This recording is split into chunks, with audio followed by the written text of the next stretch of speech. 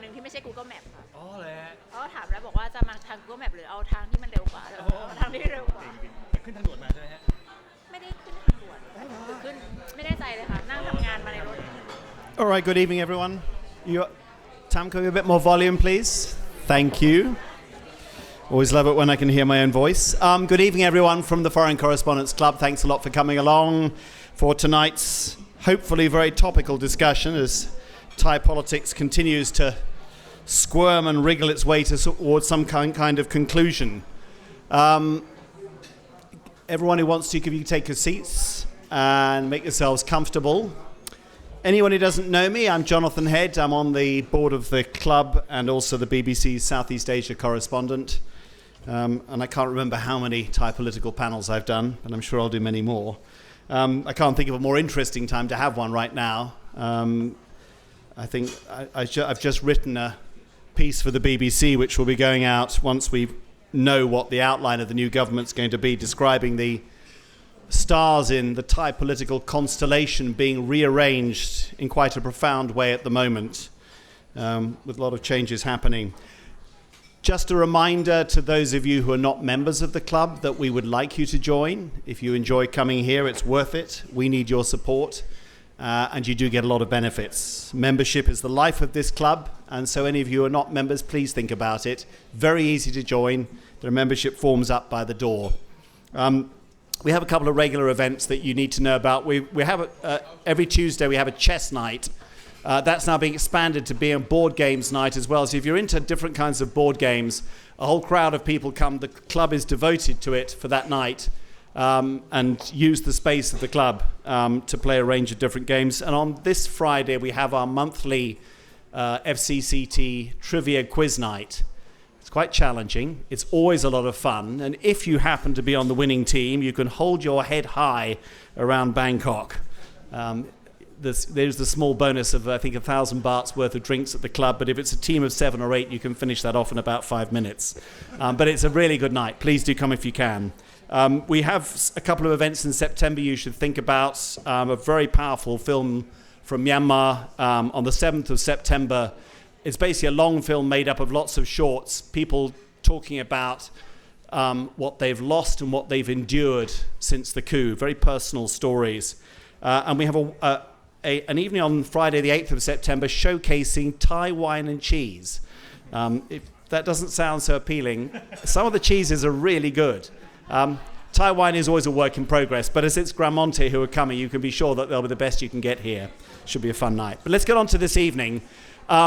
As things stand at the moment, it looks like we are going to end up in the bizarre situation of a government with everybody in it except the party that actually won the election, or at least got the most seats. It will also be a government, as things stand, and we still won't know until the vote, which is scheduled for next Tuesday, exactly what the final makeup is, where Pheu Thai, which is the second largest party, will be climbing into bed with its sworn enemies, some of the ultra-royalists, particularly Ruang Thai Sangchat, which is in effect is a party made up of activists who led the street movement that helped overthrow the last Pheu Thai government. And if any of you remember those times, some of the language and phrases used about Thaksin Shinawatra, Yingluck and others in the party was it was certainly unrepeatable. So it'll be extraordinary to see those two together. I have to tell you, I regret that Rudklau Suwanakiri from Ruang Thai Sangchat, who we did invite to the club, she's a deputy spokesperson, is not able to come tonight, which is a shame because it would be fascinating to hear from them how they feel about getting into bed with the devil or worse. But that is the nature of politics. It's the nature of the politics that have emerged over the last 3 months, as Thailand has dealt with this rather peculiar military drafted constitution that has an unelected Senate able to block a lot of the other governments you might have expected to emerge from those election results. We've invited 3 speakers tonight, all of whom have good political connections, but they're not tied to any particular political party. It allows them to range more freely. I hope we can have a very free-flowing discussion as things are still quite febrile and uncertain in Thai politics. I'm very, very pleased to have on my right Virapat Panyawong, who was is a lawyer. He's been teaching in London at SOAS, my alma mater, but was also many years ago an advisor to the Yingluck government, and he chose to stay in UK rather than be summoned after the 2014 coup. Well, I think enough years have passed now. He's back here and has become a very popular observer of the Thai political scene. If you watch any Thai media channels, he's been all over them. We've also got Panika Wanik, who is one of the founder members of Future Forward, the party that preceded Move Forward. She's now in the progressive movement, which was the movement created with Thanathorn, the leader of Future Forward, to carry on the ideas behind Future Forward when they were banned from politics, when the party was very controversially dissolved. So she's speaking as part of the progressive movement, but of course she's very close to the thinking of Move Forward.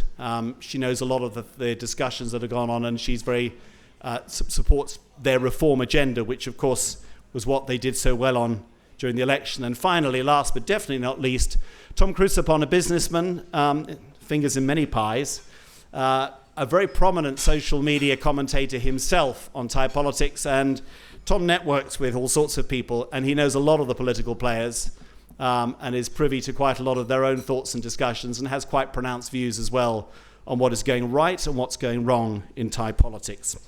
Panika, I'd like to start with you.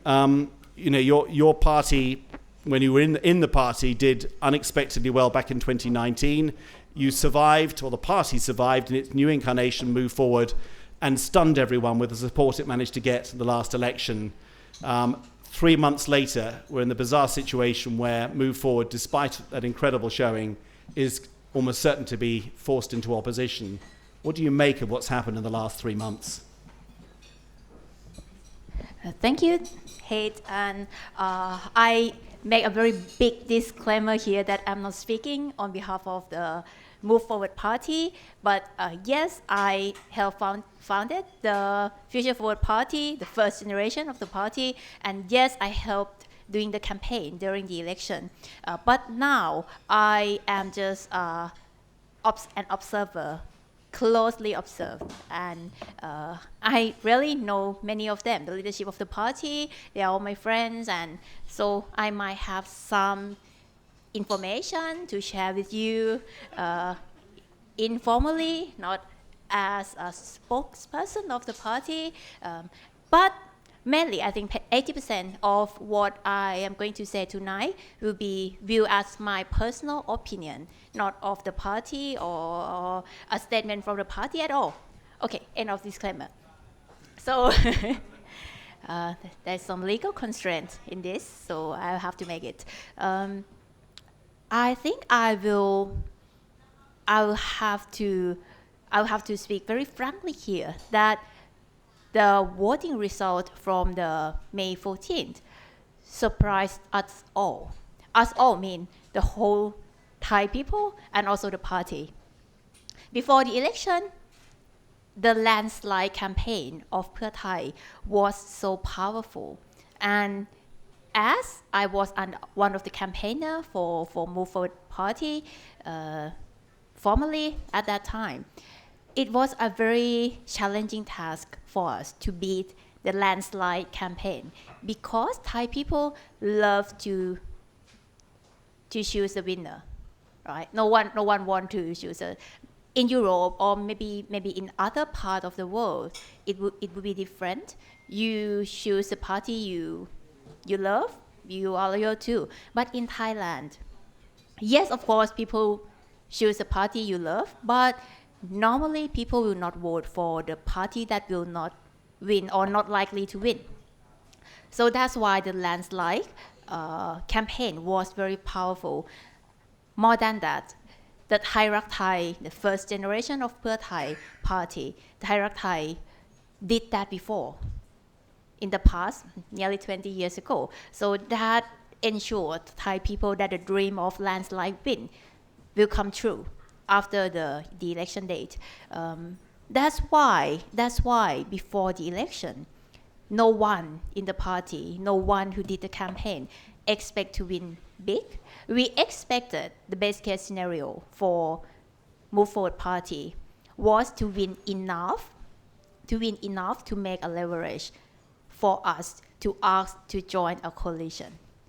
Because we know that before the election, it was very likely that Pheu Thai either win very big landslide victory or win a relatively big winning and have to be forced, because of the constitution, the current constitution, have to be forced to join with the pro-junta camp party. That's the scenario. And we only had a choice that to win big enough to make us enough leverage to join a coalition. If we ended up as a 30 or 40 seat party, and believe me, 80% of the people believe that we will win 40, 50, 70 seats in the election. It was very likely that we would not be able to join in the coalition because we know that not many parties want to work the same way with us, especially in the parliament, not to mention in the government. But after May 14th, and this is what I will propose tonight, Thailand has entered the new era of political history. Before the May 14th, we have political parties called pro-democratic camp. We have political parties called conservative, pro-junta, whatever camp. The polarization in Thai politics in the past 25 years, at least, had been divided that way. But after the May 14th, everything changed. And after the 3 months of an attempt to form a coalition, it is more and more clear that Thailand has entered a new era of polarization, not between the junta authoritarian camp and pro-democratic camp anymore. What's going to happen this week, next week, or by the end of this month is what I called, and I spent more than 2 hours to find the exact vocabulary suitable to call this government. What should I call? A mutant, a hybrid, a crossbreeding coalition. And what I think can describe it best is not hybrid. Because hybrid government, when you say hybrid, is thing number A and thing number 2 together, right? I will say this government is a crossbreeding or mutant government because you choose A. Then A become A.5 and join with B. Not A join with B. So it mutates from what it promised with voters before the election. So we have this happening in front of 39 voters in Thailand. And that ended the polarization between pro-democratic and pro-junta camps because there is no more. They already mutated into one. So the new era of polarization, and yes, we are still in a very polarized Thailand, right? Not a compromise, the land of compromise, if I would say. No, we are still in the land of polarization, political polarization. The new polarization, my opinion only, and you can debate with me, is the polarization between the past and the future. And this is the first time in Thailand, and if you are from European country, you are from the United States, you will be very confused.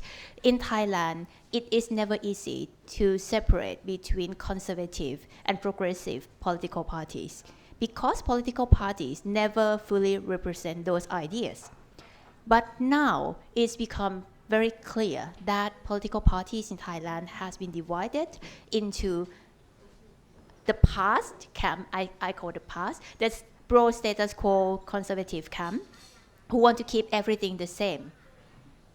And the future camp, the camp that propose change, and change that people believe, at least enough people believe and make that party win the most in the last election.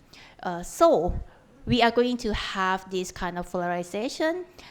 How it will go in Thailand in the next year, in the next 10 years, in the next decade, I don't really have an idea right now. But I have a very sketchy idea of a deeper but clearer and more to the point kind of polarization.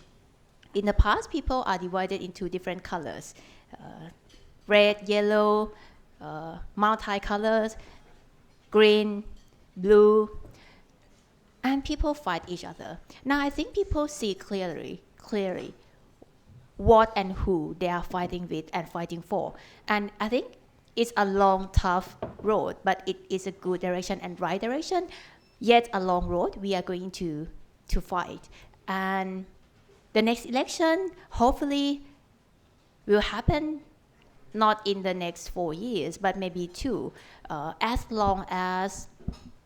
soon as the constitution drafting period ends.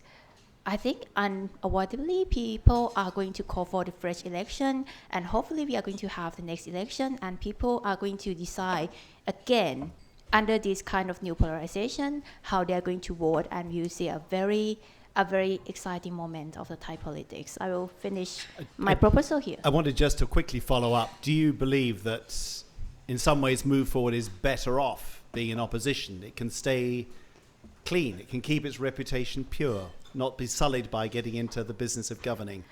We never believe in pure politics. We believe in frank politics.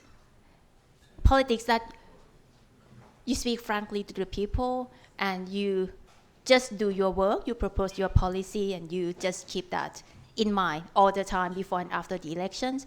And for many Thai people, how to do politics this way is deemed naive or even stupid, and it's a part of us not being successful in forming a coalition, forming a government. But to answer your question directly, I don't think Move Forward Party will choose to be in the opposition deliberately, never, not intentionally. I think they fight, and maybe they linger too much on trying to be a government, in my personal opinion. But they try, but it's proven fail for many reasons, and we can discuss later on. But no, every party was founded to be in the government, not in the opposition. All saying say that you have to be in the opposition two times before you are going to be a good government. I don't know who said that. I don't agree. We can be a good government if we can be a good opposition. It doesn't depend on what position you are. If you are true to your core value, to your promises you keep to the people, you can be good, either being in the opposition or in the government. Yeah. Thank you very much. Virapat, you speak for yourself, but you've got good connections with Pheu Thai. Are they selling their soul by getting into bed with people who have really demonized them in the past? Is this the moment where Pheu Thai finally gives up on its soul and its reputation? Well, forgive me for being too pet friendly, but as Cho was speaking, I show you this photo on my iPad. Can you tell the audience what it is? It's a very friendly looking dog. Can anyone tell me what you see here? It's a Labradoodle. So a crossbreed between a Labrador and Poodle. Because Cho was thinking exactly what I was thinking, and to answer your question, selling the soul is quite a big hashtag, but I would say in Thai, we just came from a Thai station, and I mentioned this on the program and on my Facebook. I call it รัฐบาลพันทาง รัฐบาลพันทาง meaning a crossbreed government. พันทาง in Thai usually talks about crossbreed dogs, but this is quite cute, don't you think? So you're selling the coalition hard. Well, yeah. Pheu Thai, please hire me if you like. I make you a Labradoodle out of the thin end, thanks to Kun Shaw. But before I'll answer your question, Jonathan, I have to say this. After spending 9.5 years in cold, bitter London, you know about this, Jonathan, drinking IPAs, most of the time alone, it's so good to be back. And I thank you very much for coming back, because last time I was here, thank you, last time I was here, it was before the coup of 2014. I was speaking here with Dr. Krieng Sak. And we were talking about the Kopopasor mob, the whistle mob, before the topple down of Yingluck government. And I mentioned 2 points, I remember vividly. I mentioned that, and you can look at the tapes, I mentioned that the key problem at the time was the senators. But do you know, back in 2014, we didn't have the fully appointed Senate. We had a half appointed, half elected Senate. And I said at the time that this will become a very, very big problem. How wrong was I that it became now an even bigger problem than imagined? The second point I made in that very lovely evening before I had to travel to London for 9.5 years was that I think in Thai politics we are suffering from what I call in my lecture at SOAS a pseudo-legitimacy problem.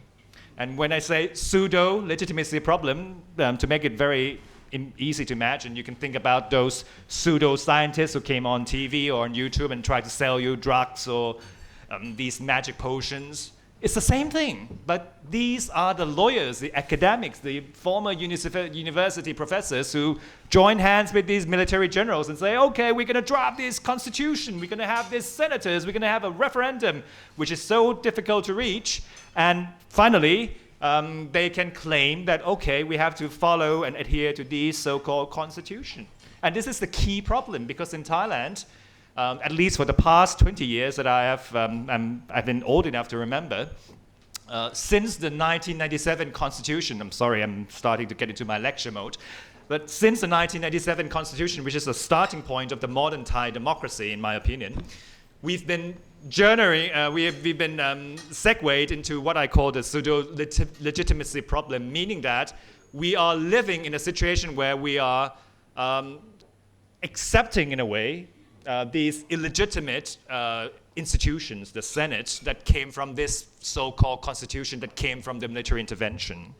The problem is most of the law students in Thailand who study law these days, and I remember vividly many years ago when I was studying with Visanu Krangam, Bawan Sak Owanno, Jaran Pakdi Thanakun, all the top lawyers who are now mostly, respectfully to my professors, dear professors, are serving the purposes of these pseudo-legitimate objectives. They are not questioning whether the law or the constitution or the orders we are living with are actually legitimate. And I just want to leave this big point at the very beginning. So to come back to your question, Jonathan, whether we are suffering from a soul-selling government, in a way, yes. But what other choices does Pheu Thai have? You have to ask this frank question. I'm not siding with Pheu Thai. If you ask your colleagues who perhaps read Thai fluently, you can go to my Facebook. I've been a very harsh critic on Pheu Thai. And I think Pheu Thai missed the opportunity to form a government without the Lung parties, the uncle parties, the Palang Pracharat and the Thai Raksa Chat party. Why? Because after the latest negotiation, Pheu Thai managed to secure enough votes from Phum Chai Thai, Mr. Anutin's party, and the Thai Chat Thai Patana, Kun Top's party. With those votes, Pheu Thai gained 236, right? Kun Chop, 3236. Yeah, 230 something votes, which is not enough to form the government because you require the votes from the pseudo-legitimate senators. You require the senators to join the vote. So what I proposed originally, Jonathan, was that the Khao Klai Move Forward Party could be the key in forming a coalition without the Lung Party, without the military generals party. How? Sorry for coming back to the Westminster Parliament. Living in London, cold, bitter London for 9 years, I learned about the term confidence and supply. Confidence and supply meaning it's an arrangement between professional parties. If Kun Chaw's friends in Move Forward Party could lend the votes to Pheu Thai from 230-something to reach 350-something, then Pheu Thai could manage to secure enough votes to form the government. So that's the confidence to form the government. And Move Forward Party could supply the votes to pass the budget. So Pheu Thai, in practice, could form a government with just 236 in the House, in the lower house, without asking from the Big Tu, Big Bomb, the Palang Pracharat and the Thai Raksa Chat. In that way, in that formula that I proposed many times in the Thai media, I view it as a sufficient compromise for us to escape from this cross-breeding, heterozygous, sorry for being a biologist for 1 second, type of government that we are suffering. The problem is, if you observe so closely and sharply what happened over the past 2 or 3 days, you saw Kun Ung Ing, Pheu Thong Tan, and the leadership of Pheu Thai walking across from the Pheu Thai camp to Thai Summit building, just next door. And they walked in, the photographers were there, some of you were probably there. They went in and speak to Pita, and I don't have a single clue what happened in that room. What I learned today was that Kun Mo Cholanan, the leader of Pheu Thai party, came out and said, okay, we went there, we proposed to the Move Forward party that we would be able to secure your votes to form the government, and the government would not look the same as today. That's quoting Kun Mo Cholanan.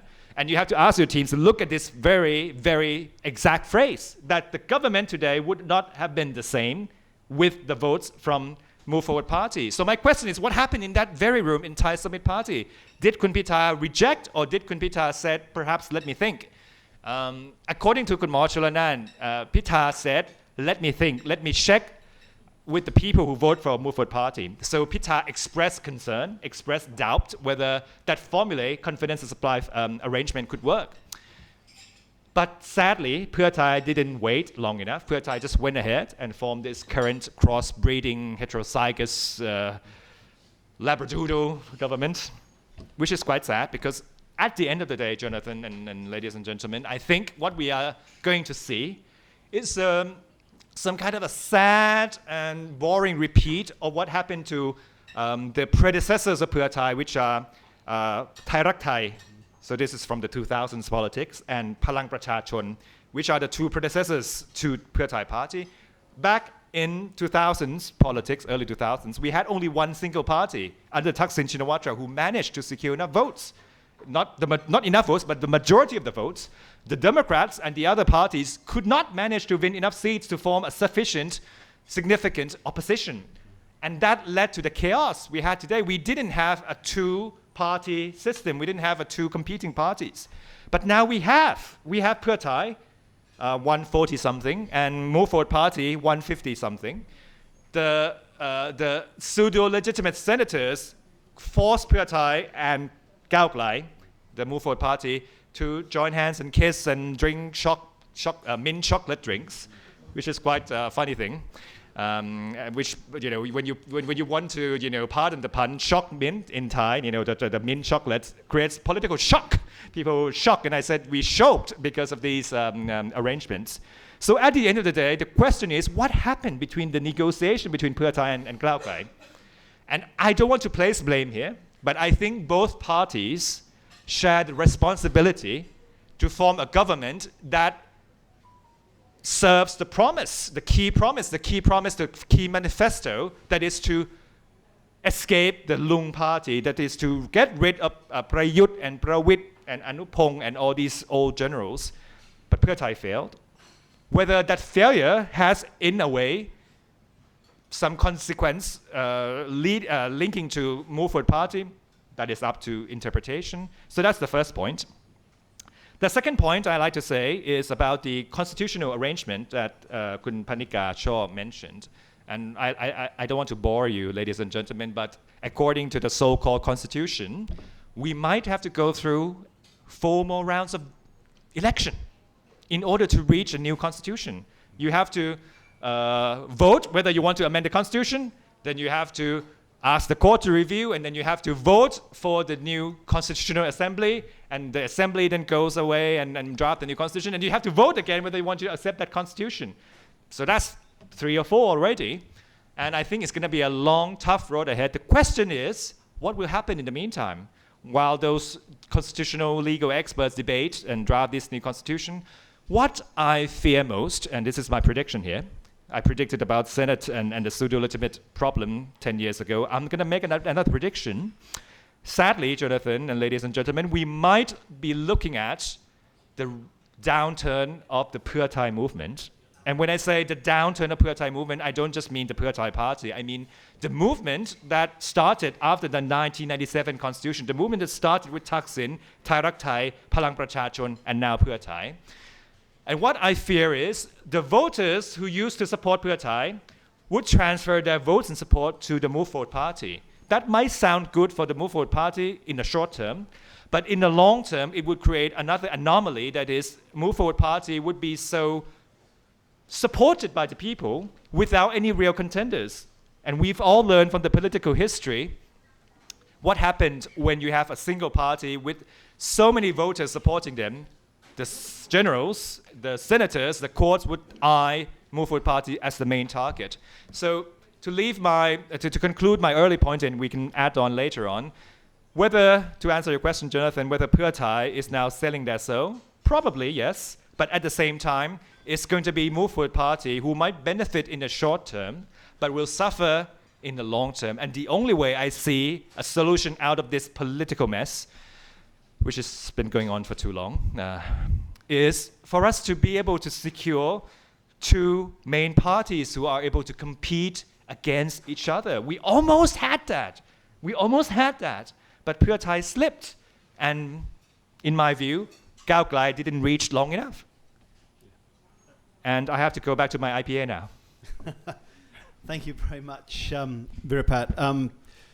Actually, confidence suppliers also was used recently in Malaysia as well, so they borrowed that idea. I have to say, and Kun Panik and I talked about this, and we all knew the possibility of a deal was there for Move Forward to support the establishment of a government to avoid the senators, but there was an issue of trust, and there was an issue probably of what's in it for Move Forward. They had no chance of being in government because all the conservative parties and the senators made clear that wasn't going to happen. Tom, I was going to throw you a question, but you've heard so much from both of these two. I would just like your response to them.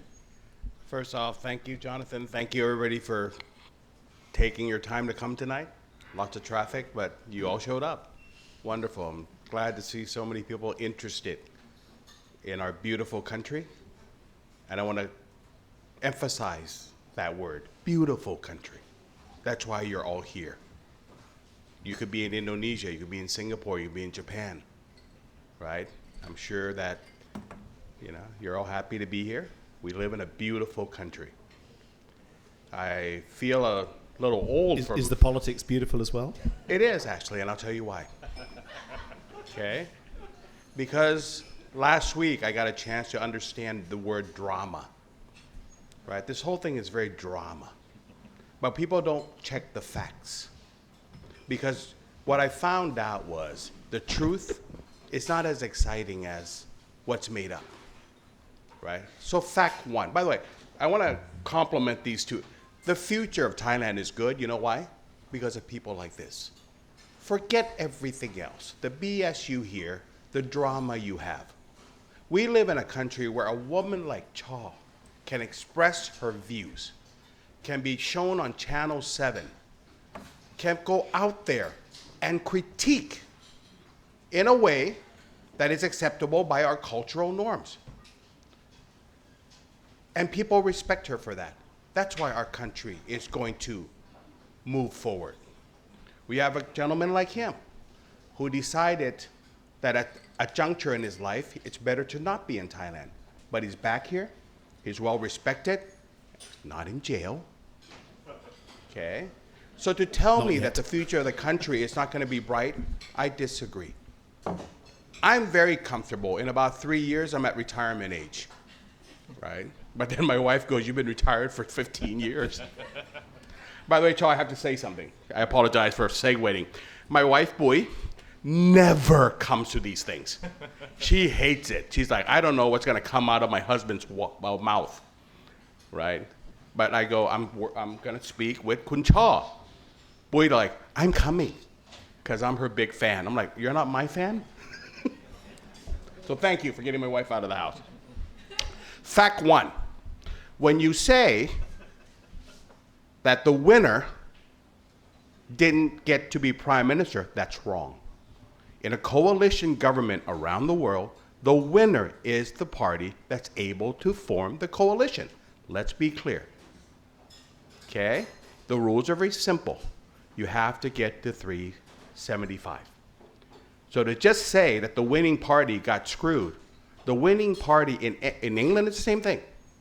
Anywhere you have a parliamentary system, the real winner is the person that's able to form a coalition to govern. Pheu Thai was 10 votes behind. Pheu Thai did everything, right? Forget the drama. I know Dr. Cholanat really well. We play golf with each other. He takes my money, right? I'm the only guy who sat with Thaksin for 10 hours interviewing him in Dubai, right? And one day he'll actually let me put that tape out, right? I was shocked. In the history of Thailand, the number one and the number 2 party never gets together, ever. Because the number 2 party is always waiting for the number 1 party to do what? Screw it up, right? I give Ung Ing a lot of credit for this, from what happened. I think there was real sense of, let's play it fair. They are the first one with the most votes.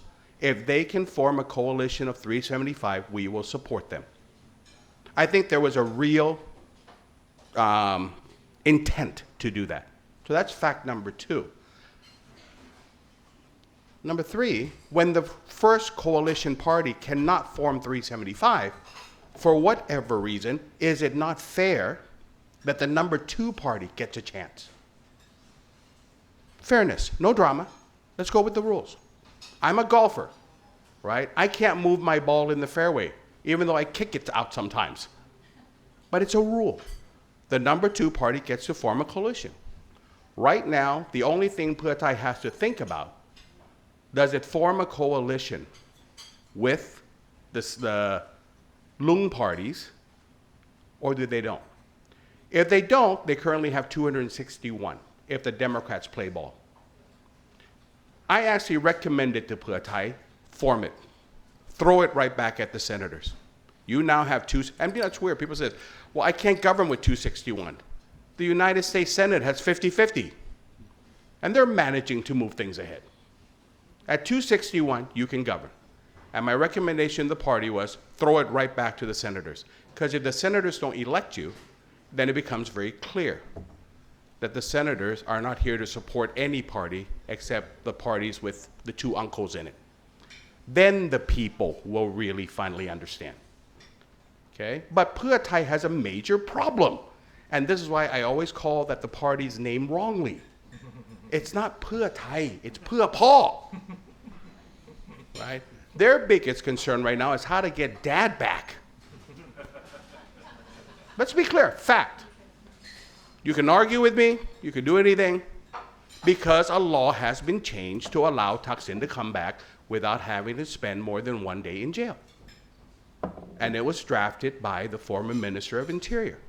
If you're over 70, you have an opportunity to ask that your incarceration happens at home. So unless Pheu Thai, is good, he's not coming back. So anyway, so again, my point is you can form a government now, right? But I'm sure that the parties that be, the powers that be are basically saying, without one of the Lung, and I think it's the one that looks like Penguin from Batman, without him, Panu, you look like Penguin from Batman. Without one of the guys, you can't, the senators won't vote. But my point is, let the public see the realities and the drama. And you have to understand why it's important for one of the Lungs to be in power.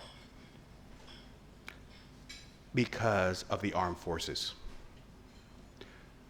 The government has to protect the armed forces from too much change.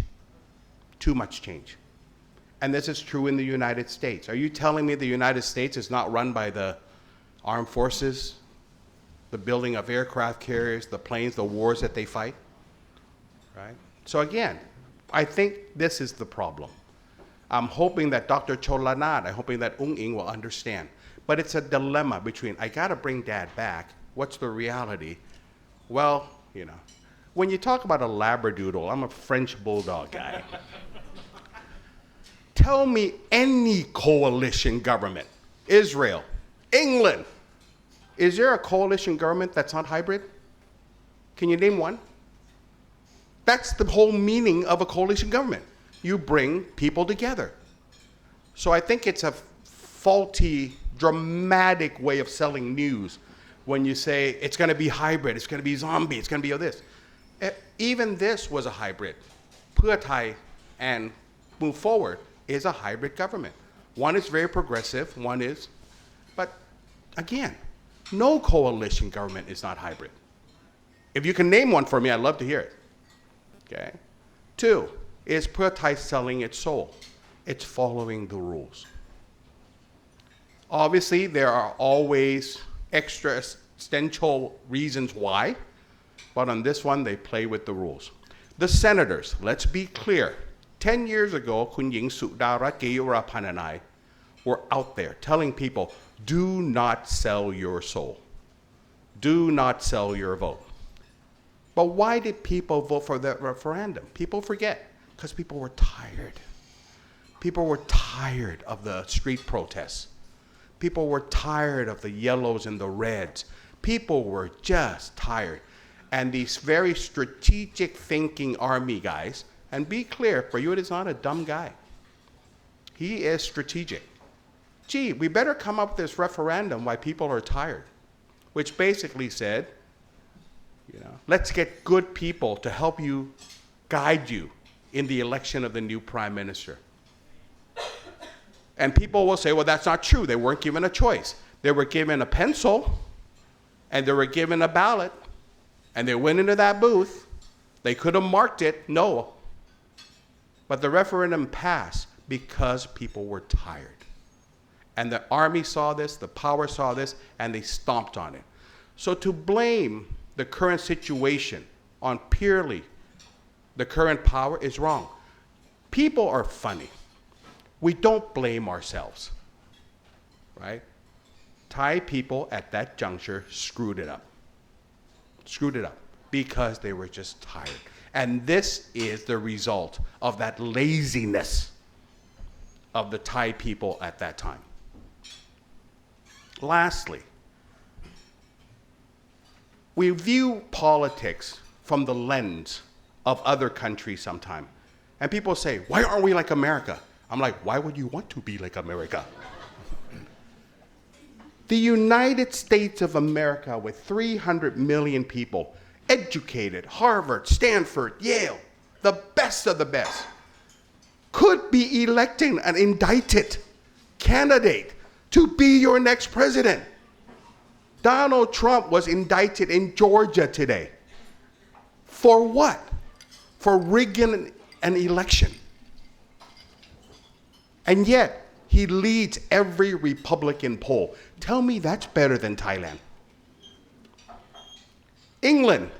Can anybody here that's actually from England say that you're not a mess? Israel, Jonathan? Silence from this end.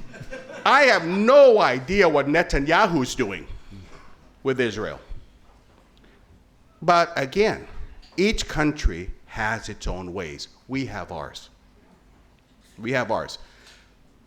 Let me close off by saying, I think Thailand is at a renaissance of change, of only things can get better. Look at it from a lens that I look at. Pheu Thai now, as Jonathan says, sleep in the same bed. What up, same bed? Something like that. And you wonder why people in the government don't like you. Dude. Okay, let's go with that. You have Pheu Thai, who was hated by the Lung parties, who was hated by the Democrats, who doesn't like Phum Jai Thai. And all of a sudden, through their work, I give Move Forward a lot of credit. Through their work, if you wanted the word reconciliation, you got one. The next government of Thailand is a reconciliation government. You're going to have in a room a bunch of yellows, a bunch of reds, a bunch of protesters, And you know something? They're all going to learn how to sleep in the same bed together. And to me, if you look at it from my lens, why is that a bad thing? And then you're going to have a party, a people, a person like her, who's going to be out there saying, don't screw it up. Right? Don't screw it up. So I think you have the best balance of politics that I've ever seen in Thailand. I really do. I really do. If you listen to my logic, people who hate each other now have to be in the same room with each other. People who are creating change are now allowed to critique the power that are now governing the government in a way that's going to be very positive. At the end of the day, there's a rule in politics, right? I used to work for the Clinton-Gore campaign, right? I was Tipper Gore's advance person. And James Carville taught me a very important lesson. It's the economy, stupid.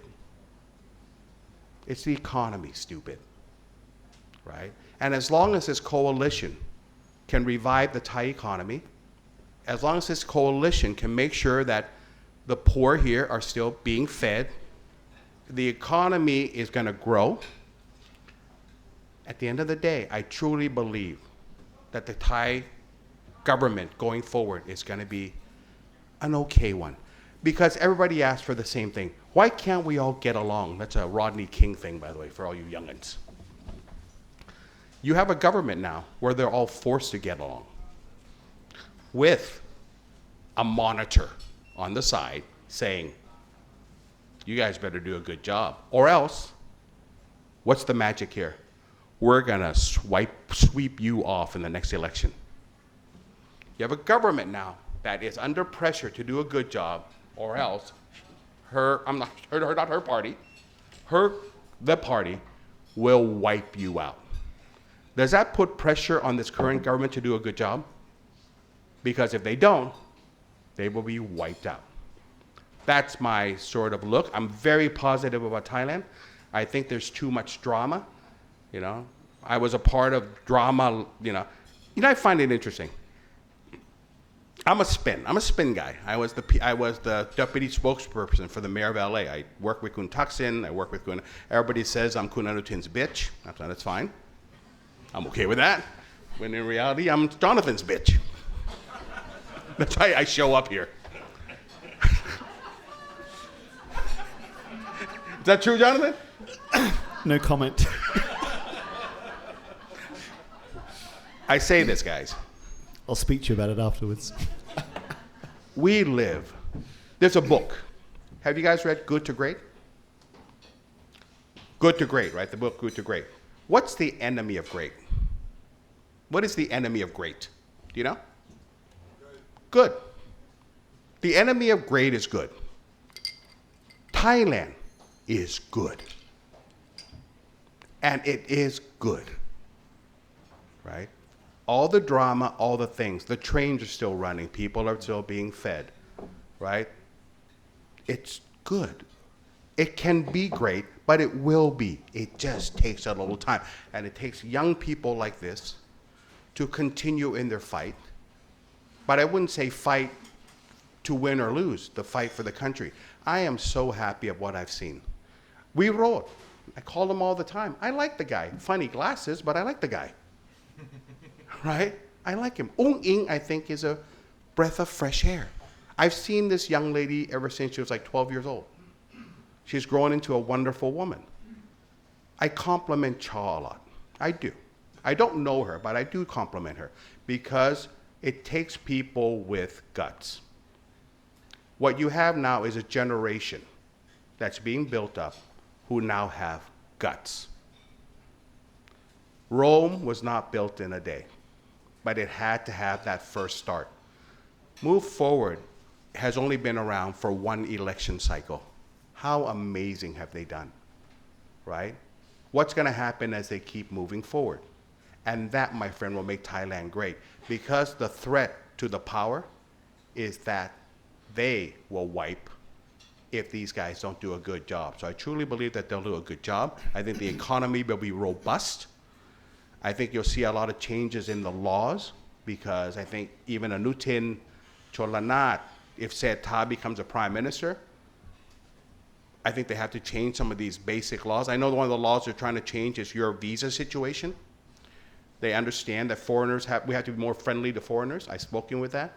You don't have to run on a visa run every 90 days. That's a silly thing, right?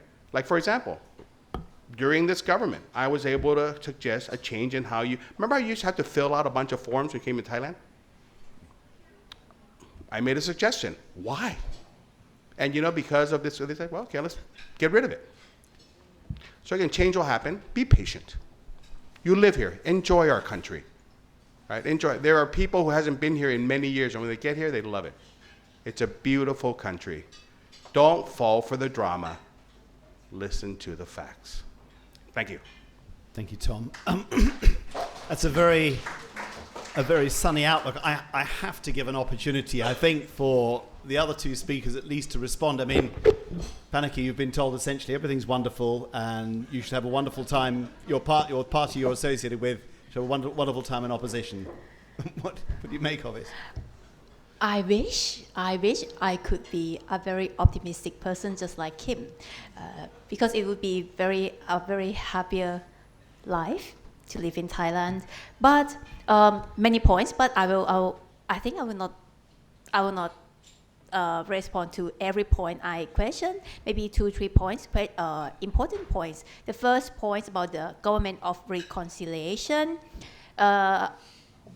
If we can call this formation of the government, I totally agree with Kun Thom that it's not abnormal at all to have hybrid coalition, because if you have a coalition is a mixture of some kind of different things, right?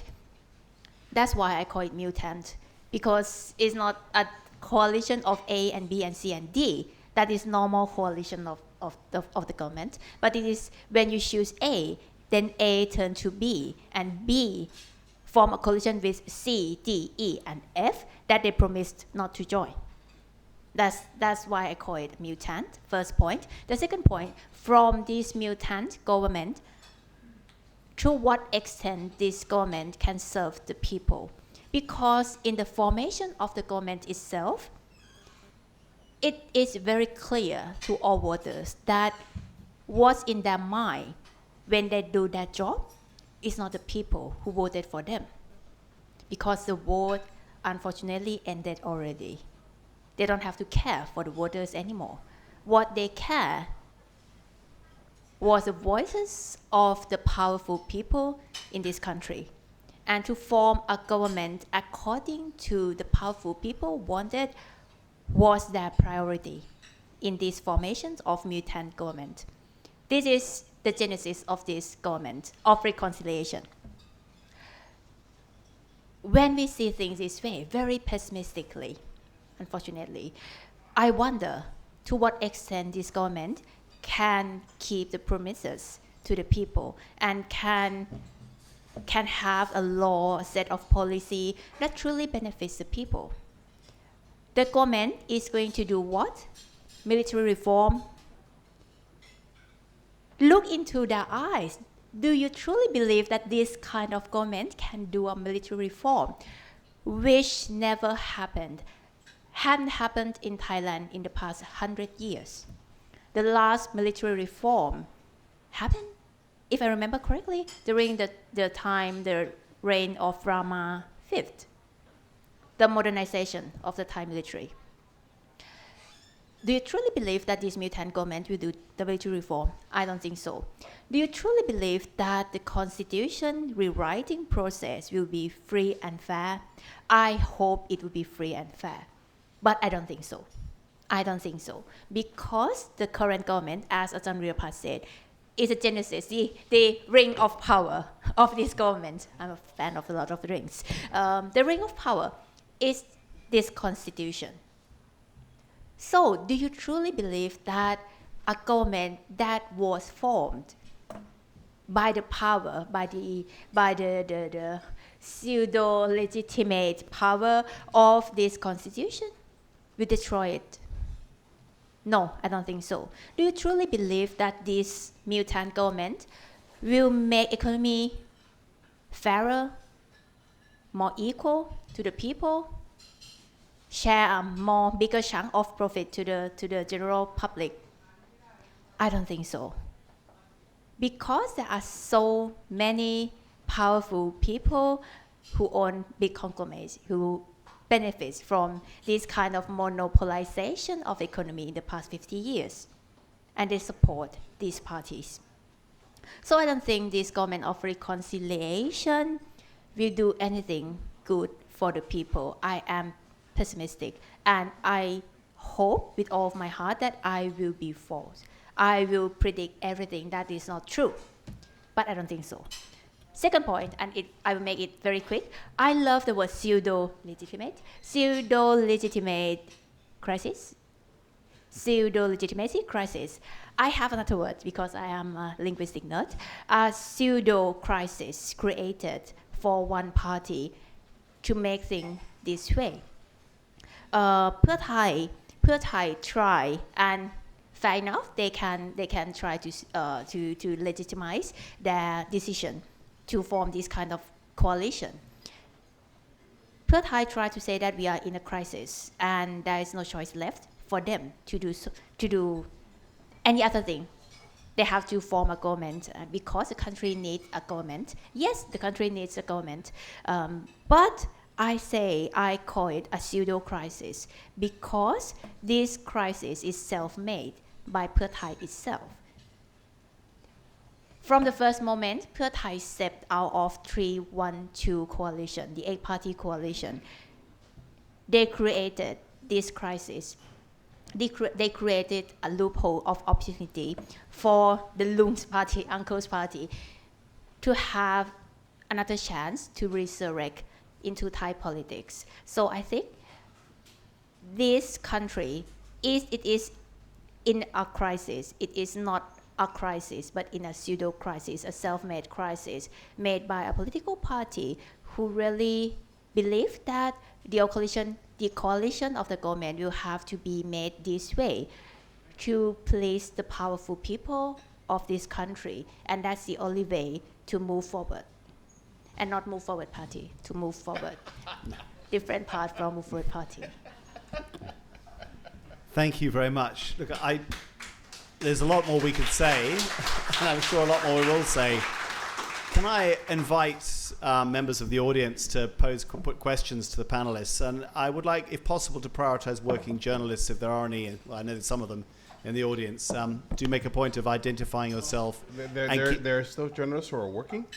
There are lots who are not getting enough work, that's for sure. I feel bad, I tell you. I feel bad, yeah. And when you do, please keep your questions reasonably brief. Sorry, Dominic Fulder, Nikkei Asia. We've seen Pheu Thai move forward, do extremely well, much better than they themselves expected.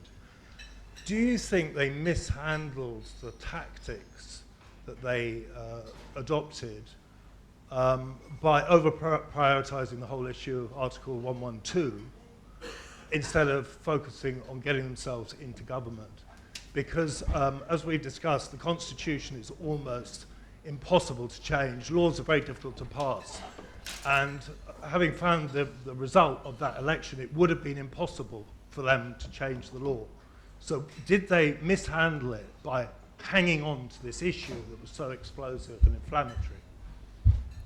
One for you, Panika, I think. Do you think Move Forward should have dropped 112 much sooner or not prioritized it and put other policies You mean first? before or after election? After the election. After the election.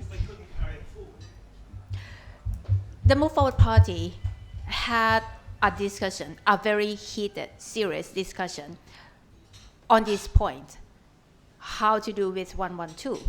And they did it as far as I knew, without Pheu Thai asking them to. The team who negotiated with Pheu Thai waited for Pheu Thai to Pheu Thai should have talked with senators and other political parties to gather the information that we need, that to what extent they wanted us to do with 112, and come back to us and ask us what to do. and we will go to discuss in the party, within the party, whether we can do it or not. That's the process. That's the process. That never happened. So when we waited for Pheu Thai, not we, Move Forward Party. Move Forward Party try to have a discussion among MPs, and it ended up, as far as I knew, because I wasn't there, very, what's the word for it? Very chaotic. Very chaotic. The majority of the MPs said that they could not do what the people would deem as a betrayal. No, not everyone focused on 112, no. But a very strong,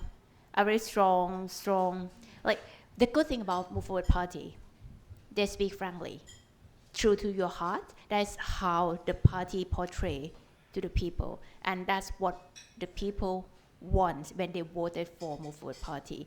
So it's not about Article 112 or any other proposed law. It can be same-sex marriage law. It can be environmental law. If we promise to do so, we will do so. It's not about it's 112 or not, but we will have to do what we promised. Yes, the party tried to negotiate with Pheu Thai if we prolong the process, or if we propose it to the parliament, and it will not pass for sure. And isn't that enough? Because every party will guarantee by themselves that the law will not pass, because the only party that will vote for this law will be Move Forward Party. So it will never pass. It will never pass, but it will be proposed because we promised to the people already. So the discussion with the MPs about 112 ended with no result, no conclusion. But as the MPs told me, it's very, very chaotic, and the MPs were very angry that the party seemed to ask them to betray the people. That's the majority of the MPs. I think it's worth making a couple of points here. One is, of course, Move Forward has elected MPs who are facing 112 charges, so it's quite personal for them. The other is, from my own conversations with senators, they made it clear that, I said, why do you care so much? Because Move Forward doesn't have the votes. They could never get the amendment of 112 through. And they said, that's not the point. Even to present a change to the 112 law in Parliament for us is unacceptable. And I said, why? It's a law. It's not a royal command, it's a law passed by Parliament. It's Parliament's duty to study laws, and it's been changed before. They said, you don't understand. For us, that's opening a crack in the door. And if we let that one through, we even let them present an amendment to 112 that we know is going to fail in Parliament, that's opening the door to a wider discussion that we don't want. And I think that was the mood among most senators. John, Panu, before, I want to add something. Yeah. Personal experience. Don't stand there, man. I'm not looking at you. The question that Dominic asked was that Move Forward mishandled the win of the most votes. Yes, wholeheartedly, completely screwed it up. I made calls immediately to the powers that be at Move Forward. And I said, do you understand? It's a numbers game. Math is math. You need 376. Look at the math. Do not throw away your win. I made calls to people within the party that I thought had real power, and they do. I even made a suggestion that says, here's how you handle 1112. You will go on TV and you will make a promise that we will work on the economy first, focus on 1112 later, but as the leading coalition, the prime minister, we will never use it against the people. You didn't have to change it, you didn't have to touch it, just never use it. Let the people know. I also made a suggestion. It's a numbers game. I will be the bridge between your party and Anutin, because then you take the senators out. Pheu Thai coming in gives you your 376. You're done. Right? Tom, be honest. Would Anutin Yes. have got Yes. into a coalition? You don't have to ask anymore. Yes. Right. I always doubted it. That No. No. You know why? Because politics is a game of horse trading. Anutin cares for the movement of the country. I speak on that as he's my friend. I think if Anutin cares, and if you're going to write this quote, yeah, Anutin cares very much about 1112. But I think if the right gestures were made, if the right ideas were given, that 1112 is something that you don't touch, but you don't have to use. I think that if you get into a process where the country has to move forward, let me repeat, I cannot speak on behalf of Anutin. So when you wrote, I say, this is Tom's personal feeling to Jonathan's question. Yes, he would have joined the coalition if these things were to happen. However, honestly, Move Forward pretty much pissed him off. he didn't like them anyway, Tom. Jonathan, you know, this is the fallacy of it.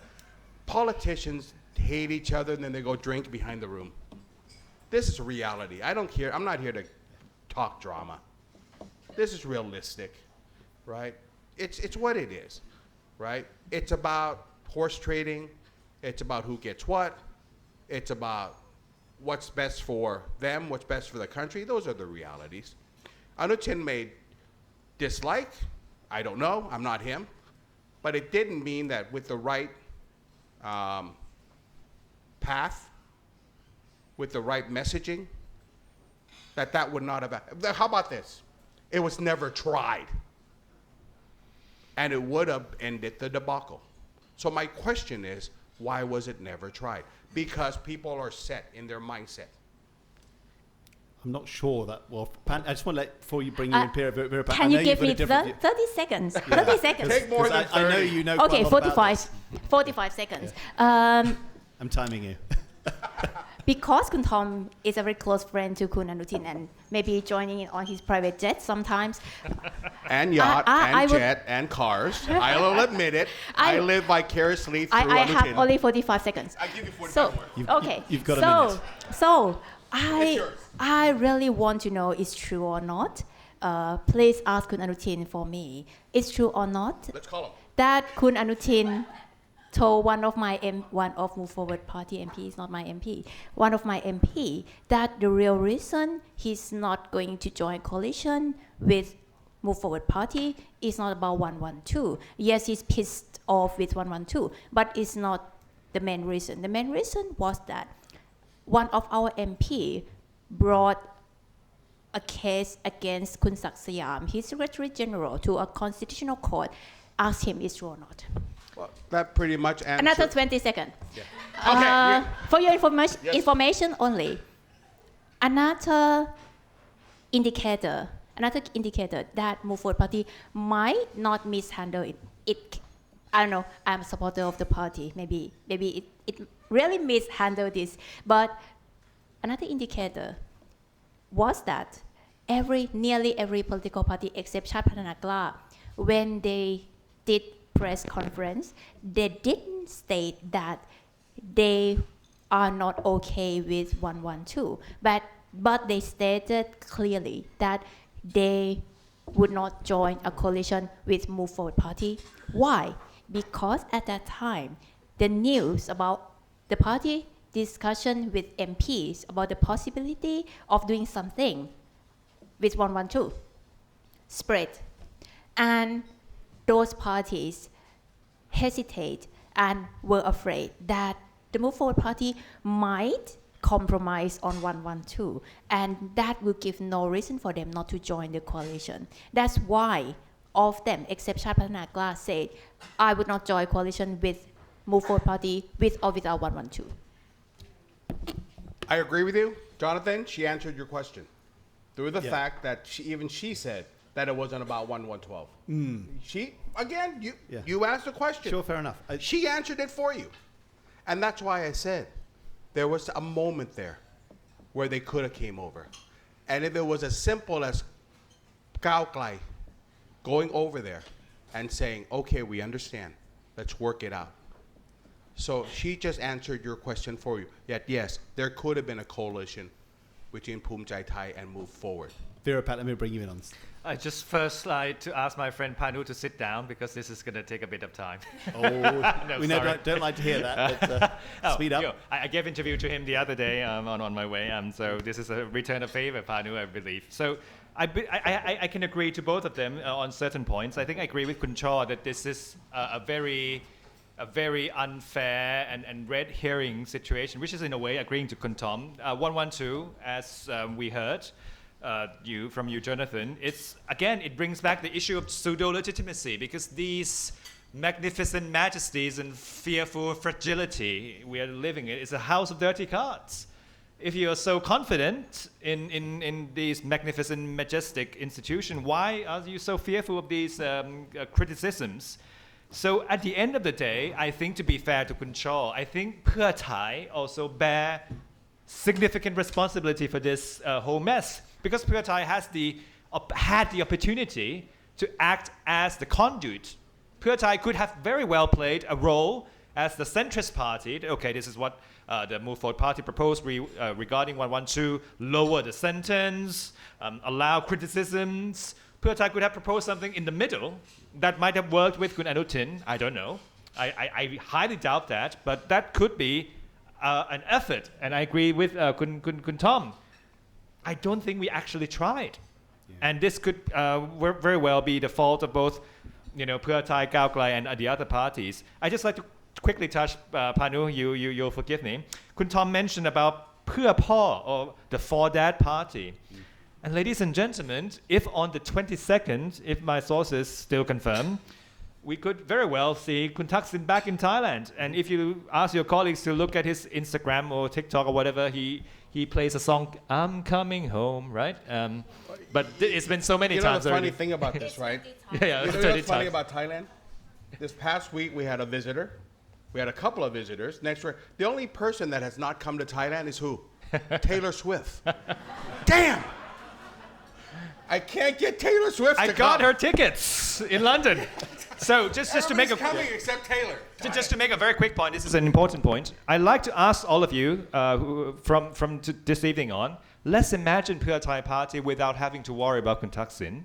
Let's imagine Thailand where Thaksin just sits at home, play with his grandchildren, and Pheu Thai can just move on without the shadow of Shinawatra, and if Ung Ing's still in politics, then that's another challenge. But perhaps that is a light at the end of the tunnel, isn't it? And some people think that is what's going to happen. Right. So Pheu Thai has a very, very difficult task of navigating through this very challenging time. How do you play the game that allows Thaksin to come home, face whatever hospital jail terms that he's planning, and at the same time allow Pheu Thai to be able to maintain significance in Thai politics? Because otherwise the equation would be a false equation. Kun Panika's friends in Move Forward Party would end up being a very big party without the real political power, which is a sad thing. And now I give it back to Panu, my friend. Thank you, Panu. Thanks, guys. I'm Panu Wongshawum, of course, senior correspondent for Reuters and former president of the FCCT. I have two questions. The first one is actually what Kun Ripat has mentioned about Kun Thaksin. With the other political reality is right now we're looking at Pheu Thai, and Pheu Thai is becoming a political punching bag for the public, right? There's a lot of angst and annoyance and anger from red shirt, from whoever, from their supporters. And with them entering this very tricky coalition, how can Pheu Thai maintain a sense of stability going forward? And with Thaksin coming back, I mean, I guess it seems that either Kun Tom and Kun Virpat both agree that Kun Thaksin is coming back. How would that impact? What's the implication of that for Pheu Thai? I'm not even talking about the next election. I'm talking about running this government, right, in terms of stability and all that. And the second question is to Kun Chaw Panika. For Move Forward, I mean, really, beyond the drama, as Kun Tom mentioned, what's the path forward for you guys? How do you see the party, the movement, that only came in one election cycle, disrupt money politics, now coming to its own, the biggest party in parliament? What's the path ahead for Move Forward? Thank you. Let's start with Thaksin, and Virapat, maybe you can start with Yes, that. just to continue on my point, what happens to Pheu Thai in the very immediate term, Panu? I'd like to offer a department store test, or a market walking test. I'm trying to imagine Thaksin coming home, face certain jail terms, and immediately transferred to the hospital, waiting for the royal pardon in the meantime. In the meantime, Pheu Thai forms the government, Pheu Thai gets the prime minister, Seta proceeds to order the reprimand center to keep Thaksin in the highly intensive care hospital. So that is something that I'm trying to imagine. But after that, Panu, if he walks out to the department store, which he likes to do, if you know Thaksin, he enjoys walking at Harrods and whatever department stores in Dubai, I very highly doubt whether he would face cheers or jeers. I highly doubt it. And Which ones do you think he will face? well, now I'm very conflicted because those older generations who supported Thaksin wholeheartedly might not be there. And those supporters with iPhones on their hands might say, okay, Thaksin is here, let's come and jeer him. I don't know, but that's my rough guess. So Pheu Thai is facing a very significant risk of a long period of downturn, which will immediately triggers sequences of risk towards a move forward party as well. So the only way I see this is for the Pheu Thai leadership to come up with a very grand strategy that this is the moment that Pheu Thai will move on from Thaksin's shadow. And with Ung Ing there, it's going to be very tough. I might predict that Ung Ing might decide for the better of the party and her family, she might retire as well, if that's the plan. And they have to build a new candidate. They don't have it right now. They have Kun Seta, which is facing a very high risk of being removed from office if he indeed became prime minister. Not because he did something wrong, but because the pseudo-legitimate constitution paved ways for strange things to happen. Samak Suntarawait went on TV to cook, if you read back to the early 2000s, and he was removed from office. Seta now has this very questionable tax arrangements. He's a businessman. They can find something. Right. A chef can be removed, why not the real estate tycoon, right? So to conclude on my point to Panu's question, I think Pheu Thai face a very, very significant challenge. And it could be either up or down in a very long term.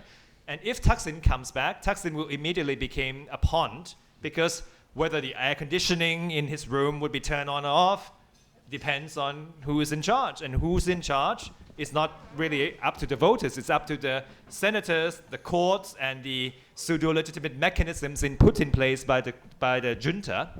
And as a lawyer myself, I see a very rough road ahead for Mr. Seta if he indeed became prime minister. And perhaps that is something that we can organize another talk at FCCT. Tom, you know Pheu Thai pretty well. Is the party capable of moving on from the Shinawats, and are the Shinawats interested in getting out? Okay. Fact, Kun Thaksin does not have to be in a hospital. The law is very clear. If you're over 70 years old, you can apply to have homestay. Fact. With what do you call it, that thing? The bracelet. The bracelet. Right. So he's not going to be walking into any shopping center for a very long time. 2, a royal pardon for Kun Thaksin is almost out of the question. Why? It doesn't benefit the royal family. So stay home. Okay? Pick up your grandchildren, have a great time. 3, the demise of Pheu Thai, much like Harry Truman, when he lifted up the newspaper and says, the demise of my losing the election is, too fast. All Pheu Thai has to do, it's the fundamental of, what is the fundamental of politics? You just need to do 2 things. Keep the middle class happy. Keep the middle class happy. Make sure they're still able to buy their Suzuki Swift, their Toyota Camry. They can still go for a night out. They can have a time in Pattaya. That's all Pheu Thai has to do. Keep the middle class happy. And secondly, keep the lower class fed with stupid policies. But yet it's enough to keep those people from rising up. It's a fallacy to think, right, that in 4 years, if Pheu Thai is able to grow the economy by 8%, 10%, the stock market's over 3,000, right? At the end of the day, there is fairness. Tell me which country is not governed or survived by the economics of that country. America should be a disaster, but it survives because it can print as much money as it wants. COVID, great, we'll just give away money, right?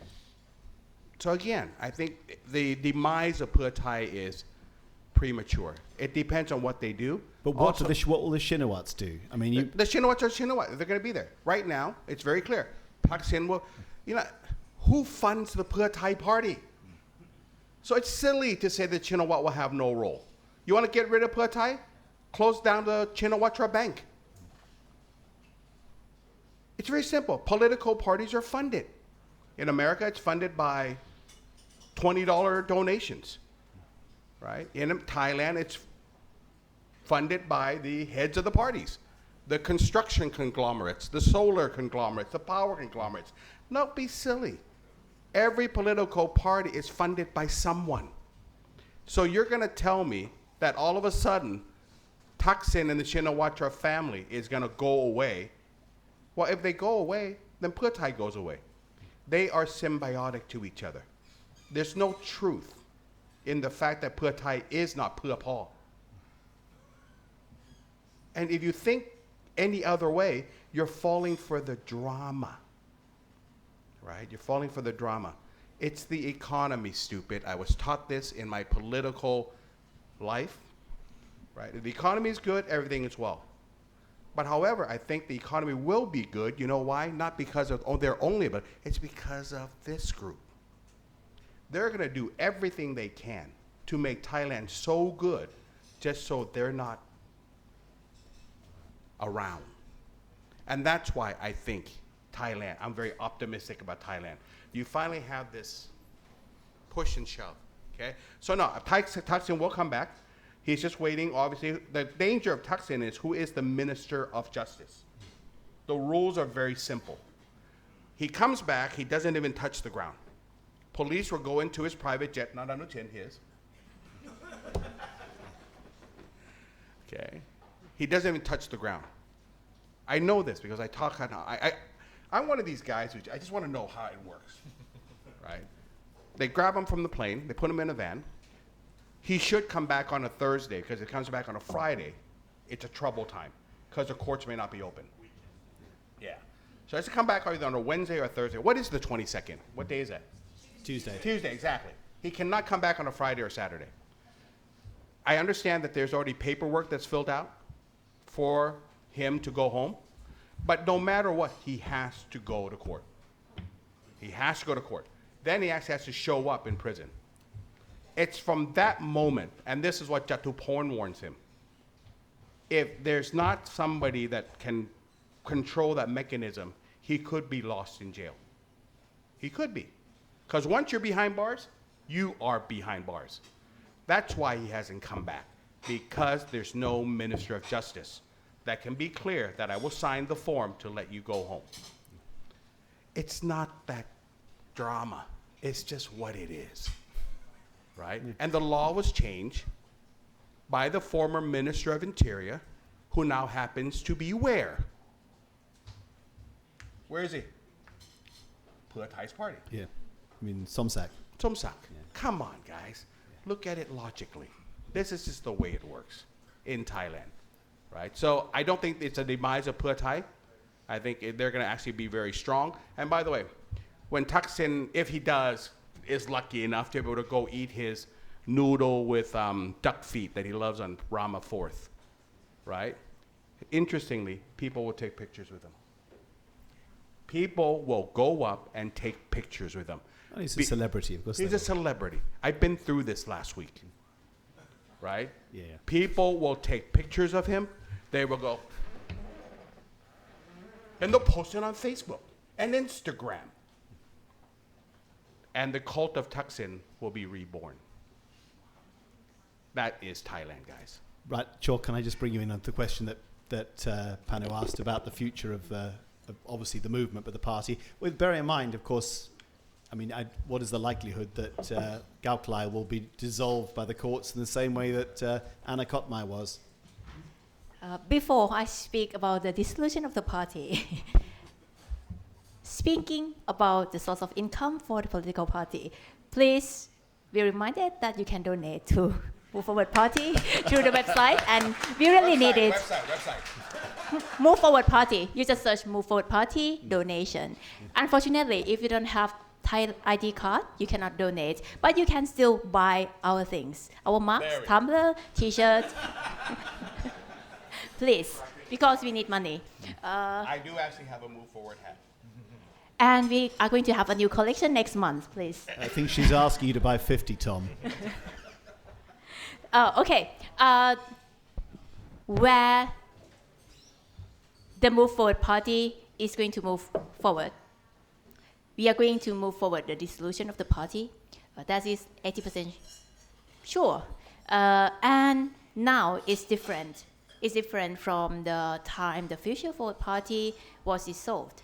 At that time, the dissolution of Future Forward Party was brought to court by a very stupid thing. Thanathorn spoke here, right here on this stage, about how he lent money, 200 million plus something, but that brought to the dissolution of the party.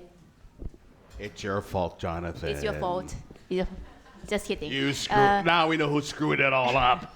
That's what I tried to explain, was that last time, it's like another time, the political party in Thailand was dissolved. It's tactical question, tactical case. It's not about the core value or policies of the party. But this time, it is going to be, I think the second time. The first time might be the dissolution of Thai Raksa Chat, when they nominate the Princess Ubonrat as prime ministerial candidate in the last election, and the party was dissolved. That's political, right? Not tactical, not technical question. This time, it will be the second time the party will be brought to dissolution by its core idea and policy, because very likely it's going to be about 112, and the charge would be sedition. That will bring to the dissolution of the party.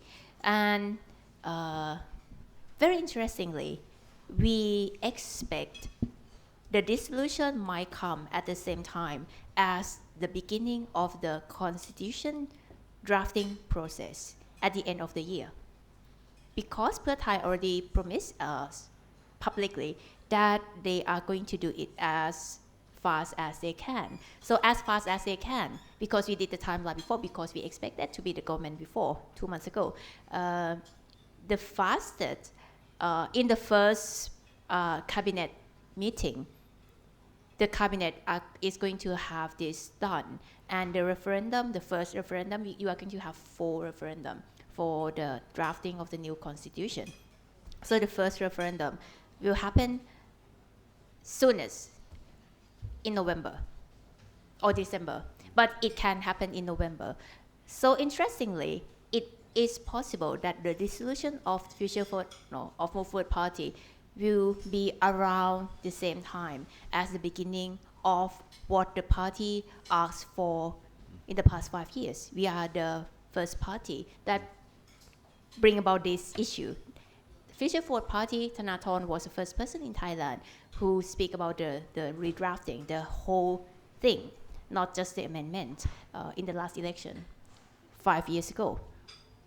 But in the drafting period that is going to happen at the end of this year, we might not have Move Forward Party, but we will still have the movement. We have the progressive movement. I don't know what's going to happen. But if the time comes and we are going to rally for the first referendum, it's going to be the work of Move Forward Party if the party is still here. If the party is not here and we have to have like another generation of the party, it might be more interesting how the campaign will unfold. I don't know.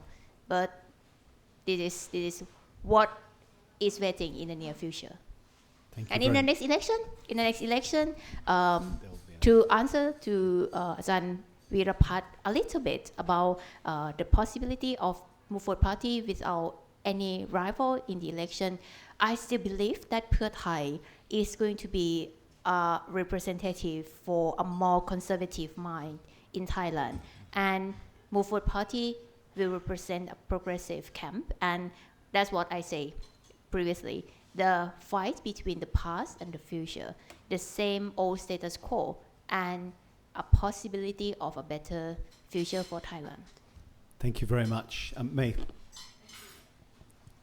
Hi, can you hear me? Good evening. May Wong from CNA Singapore Television Station. If moderator Jonathan can please oblige, I have 3 questions. I just want to follow up on his question actually about the dissolution of Move Forward Party. I know you don't speak on behalf of the party. However, is there a backup plan for Move Forward if and when it is dissolved, as we have already pretty much predicted? That's one question. My second question is, a lot of people are saying that with Move Forward not wanting to support the Pheu Thai's Prime Minister nominee, Seta Thavisin, you're pretty much paving the way for Pheu Thai to work with the other pro-military parties. So how do you respond to that in terms of allowing or giving the green card to Pheu Thai to do that? And my final question is, ultimately, at the end of the day, August 22nd, with Thaksin possibly coming back, not coming back, and also with the 3rd attempt at the Prime Minister vote, do you believe that actually Seta Thavisin is set up for failure so that the original Prime Minister intent will actually come into play? Thank you. Which original did you have in mind? Well, You want Chuan Lik Pai to come back? I'm a little confused. one of the loons. One of them. So Let's put listen, it that way. let's just, Panika, I think the most of it goes to you, but obviously it's, what's the plan after the party gets dissolved? I mean, you'll know something about that. I do not speak on behalf of the party, of course, but I believe, and it's a default, because even if the party is dissolved, the fact is 151 MPs are still there in the parliament, minus some executive committee of the party that will be banned for 10 years, just like me. But I don't really know how many of them are MPs. I think a few, because that's the plan. Move Forward Party prepared for another possibility of dissolution of the party. So not many of the executive committees are MPs. So I think a few. I don't know the number, maybe 2, 3, 4, 5. That's the number that will be deducted from 151. So the fact is there will be MPs without affiliation, 130 to 40 MPs with no affiliation. And obviously, there is going to be a party for them. There must be. No question for that. And I hope and I believe the party will continue the same way as the Future Forward Party did in the past and the Move Forward Party is doing right now. That's Can I the help first. you on this? I want to explain to you guys. It's a red herring. Doesn't matter if they're dissoluted. It has no meaning. It only will even empower them even more for their core group. Because no matter what, she said it, I agree with her. The movement is stronger than the party. So they get dissolved. Their supporters even get more pissed off, right? They form another party. Pheu Thai was dissolution how many times? 3 times, right? 2 And they're times. still around, right? So dissolution is a meaningless issue because you don't dissolute the MPs. And you can never dissolute the movement or the ideas. You want to see what happens to Khao Klai? Watch the Rayong elections. If they sweep that one, boy, I'll tell you, you will see how strong this. There is something coming right up in just a few weeks. The not the by-election, the new elections in Rayong, right? So again, Khao Klai or Move Forward, it's not only a party, it's a movement. And I agree with that, right? So I get dissolution it doesn't matter. It's like changing your underwear. Just get a new one, Virapatsa. right? And move forward. But please don't dissolve the party. It takes lots of money to build a new one. Yes, please donate to Gaoklai, gaoklai.com. Please donate to Gaoklai. Just, Tom, of course, there will be lots of attempts to buy some of the less loyal Move Forward MPs. I don't disagree, but again. What's the going rate for an MP? Huh? What's the going rate for buying an MP and getting them to defect? 3 hamburgers and 4 bananas? I don't know. Guys, to be fair to Move Forward, people may say, who the hell does Tom support? Right? I support what I think is right. I am friends with Anuchin. I have no power in the party. Right? Yes, I do ride in his private jet because it's free. And I'm not going to turn it down. Right? I support Move Forward. Boy, who did you vote for? You voted for. I will let you know right now. One of my ballots was yours. I voted Pheu Thai and Move Forward. I do believe in that. And to answer your question, Jonathan, right? It's beyond a political party. What this young lady, what Thanathorn, what Piyabut, what these people have done is created a movement, not a political party. So dissolution or not, it doesn't matter, right? The worst thing that could happen to Move Forward is that 4 years from now, the Thai economy is so robust that they'll forget about these people.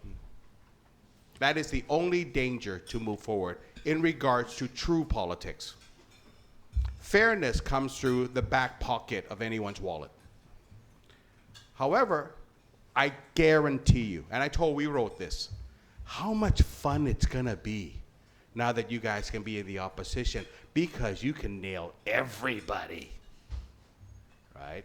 I mean, I'll tell you right now, bureaucrats are scared of doing corruption. The minister's going to be scared of doing corruption, right?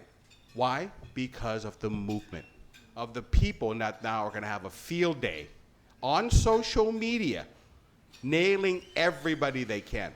No more stickers, right? No more any of this stuff. That's why I think Thailand's going to be positive. You now have a government who's going to focus on the economy and an opposition who's going to focus on non-corruption. How beautiful is that? So you're going to tell me that Thailand's in a bad spot? No. They created a movement. It's going to continue forward. I'll see her in how many more years? You got? 7. 7. I'll see you in 8 years. When I become prime minister. Virapat. Yes, so to come back to May's question, I think that the question that has remained unanswered was what would have happened if Pita voted to support Pheu Thai under confidence and supply arrangement, which is something I heavily supported. And I think there was a genuine, and I'm sure Panic will confirm this, there was quite a heated discussion about it inside the movement, inside the party. I don't know what happened at the Thai Summit building, but I think Pheu Thai shares certain big part of the blame as well as Gaoklai. But I would say this, I would link May's question about the Pita's arrangement to the question on dissolution of the parties. The dissolutions of the parties or the dissolving the parties are pseudo-legitimate interventions. It's these illegitimate means to curb down party politics. I mean, it's worth asking how many other electoral systems do you see parties dissolved as freely and frequently as they are in Thailand? Well, the students I teach at SOAS always get amazed at how many parties have to be reincarnated, and you don't have to be surprised. Shaw's, Panika's first remarks this evening is just to put out a disclaimer. And this is a very, unnecessary disclaimer because anyone here could support any party and speak about any party, but she had to put out this disclaimer because of these stupid, pseudo-legitimate interventions. And I like to answer May's question because my proposal is the most effective way to curb down Gaoklai or Move Forward Party is actually to ensure that Pheu Thai remains in the equation. Who else would have enough votes and enough support to stand up against the amendment of Section 112 under the Move Forward Party formula? Pheu Thai. I don't see Anutin, I don't see anyone else. I see Pheu Thai as the only reasonable, sufficient force to stand up against Move Forward Party. And it is actually a good thing that they actually stand there and fight against each other. Pheu Thai could very well be transformed into a more centrist, moderate party, a little bit leaning towards conservative side under the Thai-style politics. Move Forward Party could play the role of the more progressive party, and the elite, the capitalists, the generals can sit comfortably in the back seat and tap the shoulders of Pheu Thai and give them some support when they need to stand up against whatever proposals they're not happy with Move Forward Party. Some people might look at this proposal as you're painting Pheu Thai as an evil party that is representing the elites. No, it's the real politics. You have these diverse groups of interest, but you don't have to rely on these pseudo-legitimate interventions. You don't have to stage a coup, appoint these pseudo-senators, and end up dissolving parties and controls to come here and sell you caps and whatever marks you have. So at the end of the day, Kun Mei's question is very poignant because the only way forward is for us to have competing parties that comes from election. We didn't have that over the past 20 years, Jonathan. We had Kun Thaksin, Thai Rak Thai, Palang Prachachon, and Pheu Thai. Democrats failed miserably, and I'm wearing the blue jacket because I want to give them some support, a moral support. But now we have Pheu Thai and Cao Klai. This is a beginning of a good new chapter. But it would end in a very miserable way if Thaksin comes back, decides to retire, and at the same time, Pheu Thai has to retire. So it's a very difficult situation. So I don't share the same optimism with Kun Tom. I still worry that for whatever reason, Thaksin might actually decide that it's better to just, Enjoy retire. his money, Yes. his grandchildren. I want to just quickly come back to you, Chok and Chaw. May was asking about this, why was there no agreement between Cao Klai and to support the Pheu Thai government to avoid relying on the senators? Again, we know you're not in the party, but you might know, was there a specific reason why in the end that was turned down?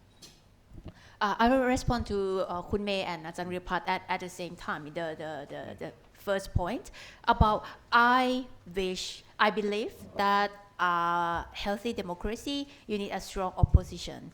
And I see a near future, a near possibility of Pheu Thai being a very strong opposition after the next election.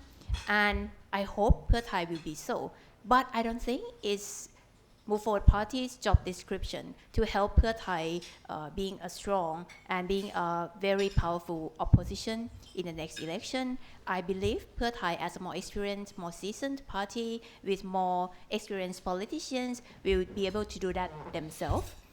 Second, do Move Forward Party pave way for Pheu Thai to cross the bridge and marry uncle's party? I believe, my personal point of view, I believe the bridge that way was made since before the election. My personal point of view, and as Virapat might debate on this point, my personal observation as the one doing the political campaign, the election campaign, I wonder why Pheu Thai shows the landslide message. Because Pheu Thai, as a very experienced party with many legal experts with them, knew much more than me that under this constitution, no single party can win the majority. No, never. It's mathematics created by this toxic constitution. But why? At that time, I thought, well, it might be a tactic. And it's a very powerful and effective tactic. As a campaigner, I admire them to choose the word landslide. But I wonder why, because it's not going to be true. And just after the election, the answer come to my mind after what happened in the past 3 months, that, well, when you say that you are going to win landslide and you are going to form a one-party government, that's how you don't need to answer a very painful question of who you are going to join with after the election. I don't know, my pure guess, my observation as a one who do political campaign. And that is a very wise way to do the campaign. You think you don't need to answer this very painful question about who you are going to join after the election. But unfortunately, Pheu Thai did not survive that painful question.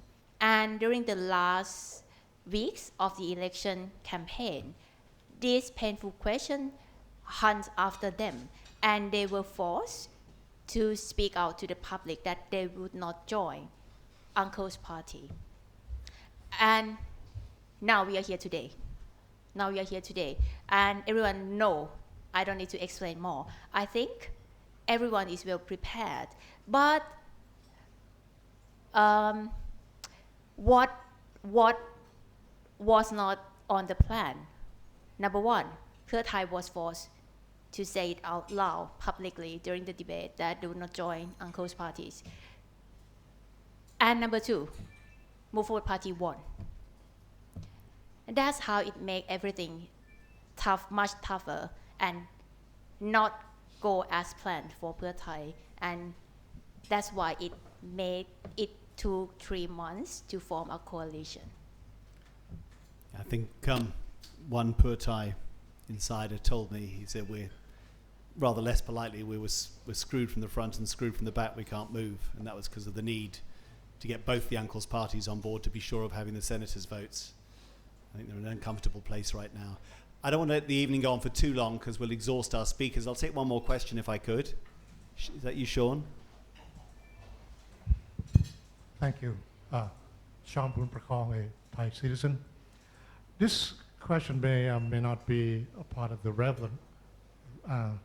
relevant conversation on a topic we had tonight, but I saw a picture of Tom with a second son of you-know-who in the social media. Of the king, we can say it. It's okay.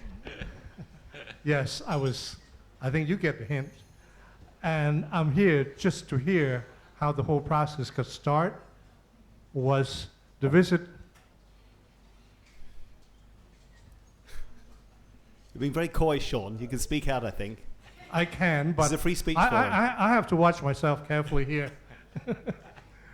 Is it pre-arranged, or the fact that two of them were here?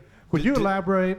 Does everyone know what Sean's talking about? This is that the current king's two estranged sons who've been living in the United States, haven't been to Thailand for 27 years. They came back. No, most people didn't expect that. Tom, you were there in every photograph with them, so you obviously had something to do with it. Hold it, Jonathan. Yeah. I want your take, in particular, since you've been posting this in Twitter quite a bit, the live succession, the issue, the political ramification of it, and if you want to add your take on it, appreciate it. Okay, Tom, Jonathan, shoot. Sean, can you take me to lunch tomorrow?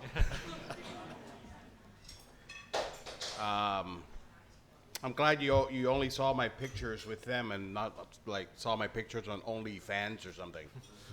So that's very positive. I'll say this. I'm 57 years old. I'm an old guy, right? And there's an old saying that can old dogs learn new tricks, which basically is, can you learn? I saw things last week that even shocked me. It made me understand the royal institution better. That it's not an institution. This is where the fallacy is. It's a religion. It's the royal religion. That's why 112 is a no-go. Okay?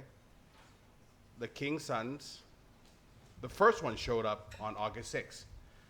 Okay, so you need to search why he came back on August 6th. I'm not going to tell you. That's one of the trivia questions that will be at the FCCT. All I can say is this. It's not what you read. It's not that complicated. There is no conspiracy. And ask yourself only two questions. If everything everybody said was true and this whole thing was a setup for this, for that, why in the hell would they choose Tom Cruise upon to pick these kids up? Think about it. How illogic is that? Two, right? Why would they be in my car? So it's nothing. They wanted to come back, they came back. And it's amazing. I tell the truth, and everybody chooses not to believe me, you know, because it's not sexy. It's not dramatic. Right? The royal family cannot defend itself. And that's what I found out last week. That's why you need 1112 sometimes. I also understand that 1112 is used for some wrong reasons, as a political tool, as all of that. But again, when you can't really defend yourself against all these rumors, right, it becomes a problem like what happened last week. So to answer your question, Sean, the kids came. They came on a date, right? A Was friend it of long mine. planned? I'm sorry? Was it long planned? No, I don't plan anything over 2 days. You know, I don't really know what I'm wearing tomorrow. It's not, again, it's because it's not sexy enough. It had to be a conspiracy. It had to be planned. There must be ulterior motives. It was just a guy, and somebody said to me, it was because some crazy guy says, hey, why don't you come back? So all that stuff you ever heard, that they couldn't come back, blah, blah, blah, blah, blah, blah, blah, blah, has it now proven that it's not true? The royal family is an institution, it's a religion that's above and beyond what you guys made. And I learned this last week. And if anybody want to take me to a free lunch or a free dinner, I will tell you. But that's my price. Where she sells hat, I just have you. Again, so I hope I answer your question. You didn't, because you didn't give us all the details of how it happened. Because it was a private, personal trip. I'm not here to spill a story on why my friends came. I think it's unfair to them because they're not here to defend themselves, right? But I'm telling you the very basic question. It was a fallacy, and it was something that was made. It's like Voldemort. They came back. Nothing happened. A friend of mine went to pick him up. A video leaked. People went crazy. I took him to the temple. People went crazy. And that's about it. And they left yesterday. Guys, it's actually that simple. There's no drama to this. It's just because I just asked a fundamental question when I was in America. Can you come back? And the question is, I don't know. Just, let's try it. It's actually that simple, guys. There's something called Occam's razor. What's Occam's razor? The simplest explanation is usually the one that's true. And I'm giving you the simplest explanation. That's what happened. Think about it. Would I be even close if this thing was planned out? Would you be asking me that question if this thing was planned out? Think about it. I'm a nobody, guys. I'm an ant in the overall world of Thai politics or Thai like that. So maybe this is true. It was just a friend saying to a friend, why don't you come back? And that friend not knowing any better because I truly believe that if you do the right things, if you're fair, nothing will happen to you. There's a lot of truth about 112 that you have to understand. There's a rule in Thailand. Don't say shit about the royal family. Well, okay, because you know why? Because then people can use it against you. Gee. How tough is it to understand that one little rule? The royal family won't do anything to you, but other people can do something to you. So why be a target? Free speech? Free speech is you can't, in America, right? Can you yell fire in a theater?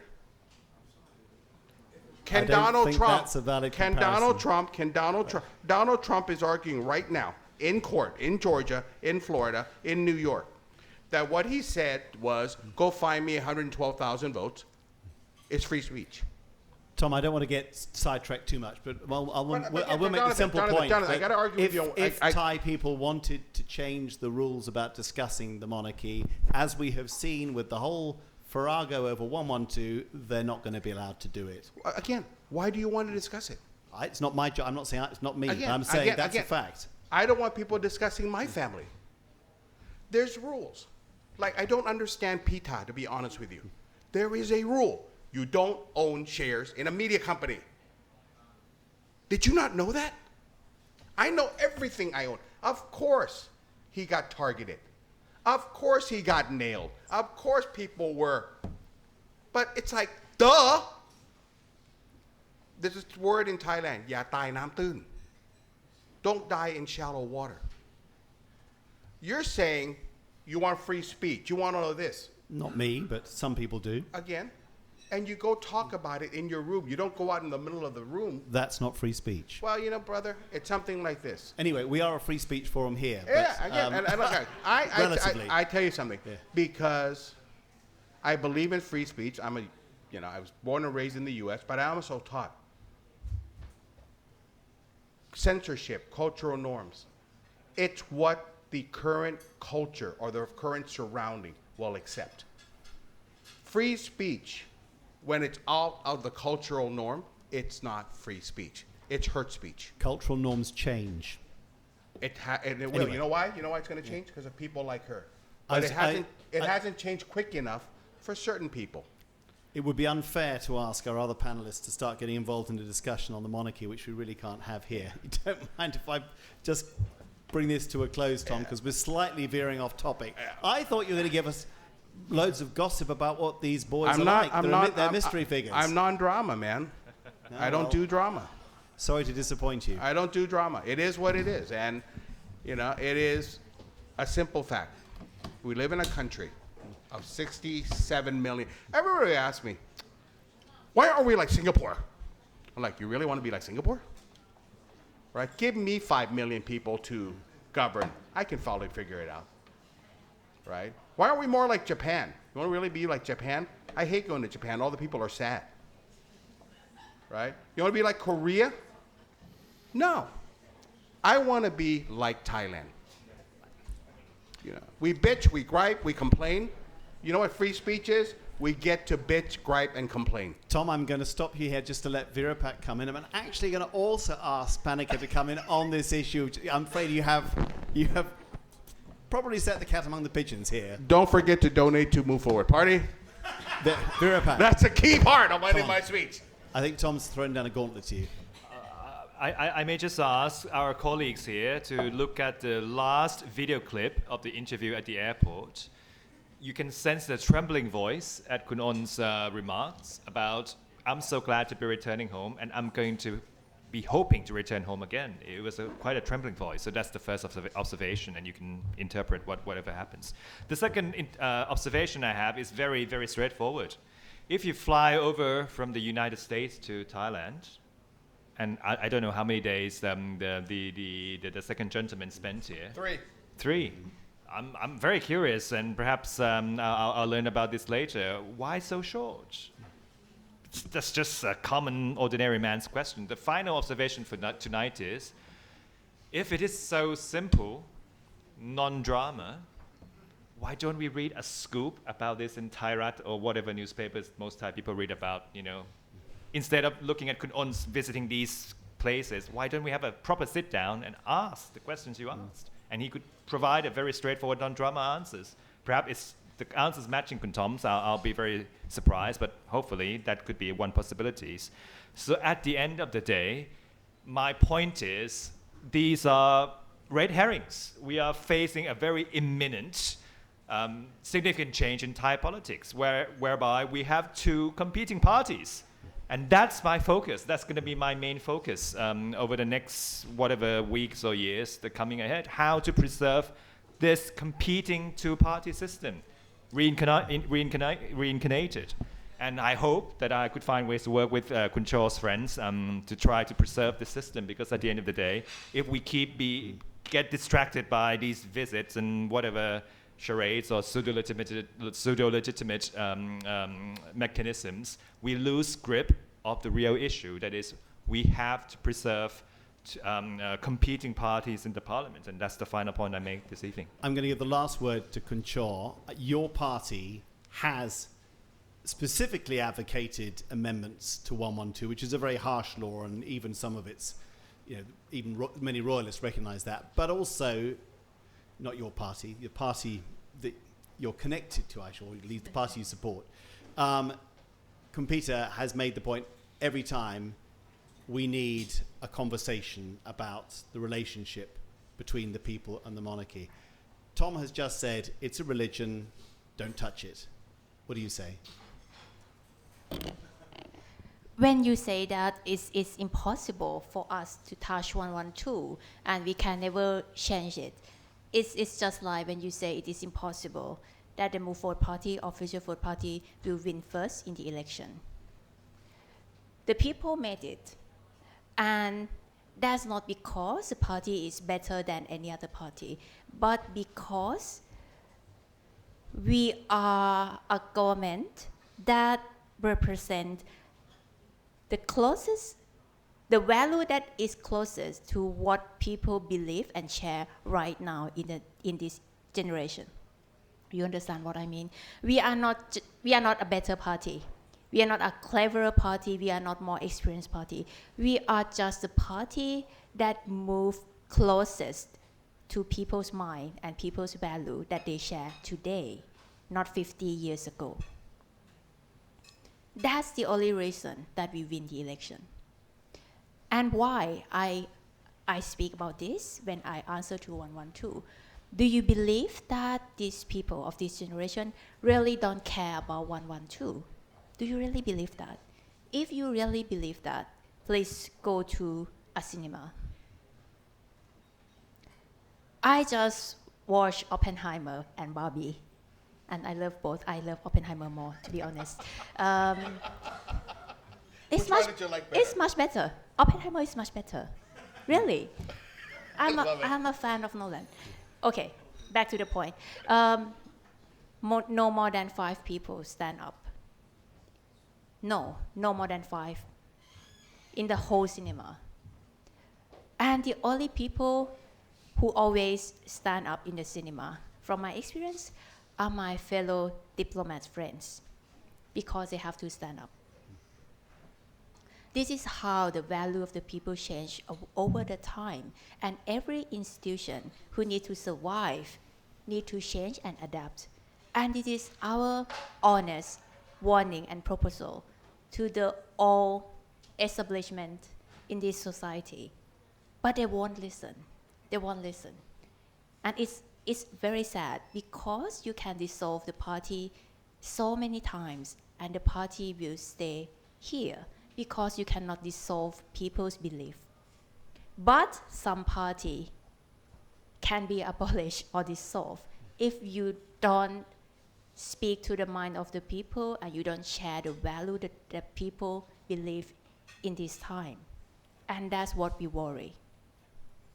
Thank you. I want to compliment her on one thing. And I will close, I will shut up after this and get on my private jet and go back. You're right. Young people now, when you go to a movie theater, people don't stand up. And I always say what I thought about this. That's why you don't need to touch 112. Because people will make their own decisions. And those people are not in jail for not standing up. Those people are not being dragged away from the theaters, because Thailand does have the ability, if you do something that's free speech and you don't attack, you're fine. So if the logic of the logic is 112 is so strong, all those people who don't stand in a theater would be dragged out and thrown into jail. And I'm going to tell you something. Move forward, and you and your people have to understand how successful you have been. You don't need to touch 112. You know why? Because you already created change. But you picked on a topic that is so dear to people's heart that you failed to realize how successful Move Forward has already been. And I told Pheu Thai flat out, you want to change? Don't win the election. Form the government. And the uncompromising nature of the party didn't allow them to do that. But I compliment Chaw, I compliment Thanathorn, I compliment these people. Just in 4 years, they've been able to create a situation where people are not standing up. And you know something? Always remember, though, they're not also going to jail. So there's your free speech, Jonathan. When Partial it's not, free speech. Yeah. Huh? Partial. There is certainly a lot anyway. So You know, I'm taking Baby steps. I'm taking Ozempic now because I want to lose weight, right? I can also go to a surgery and just take my livers out. It's a slow progress. You can't lose 10 pounds or 20 pounds in one day.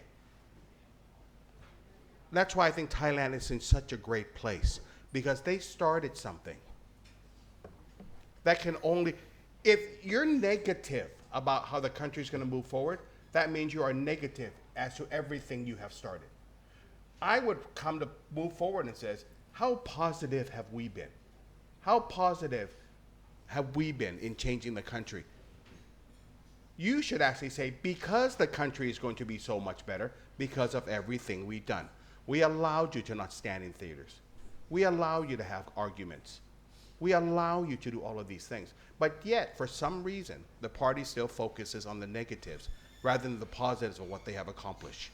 You guys have accomplished tremendous things. You allowed me, you changed my mind into voting for you. So I would only focus on one thing and move forward. You want to really help the country? Start focusing on the positive of all the things you've done and all the things you're going to do. Be a great opposition party. Make sure that corruption is lessened. Make sure that the poor are fed. Again, you have already started something that is no longer just a party. It is a movement. And it's a movement of the young. I truly hope that by the time I'm 80, these kids are taking care of me. I really do. They're young, right? So again, I close with this. I compliment you. I compliment guys like you. Hell, you went to Harvard. My God. I went to Harvard bookstores. Does that count? Right. We are in the cusp of better things. Because you know why? Time is on their side. I think you've summed it up perfectly. Okay. Thank you very much to Tom, to Panika, and to Virapat, and to all of you for coming tonight. Come to all of our future events too if you can. Thank you very much. And become a member. I'm telling you.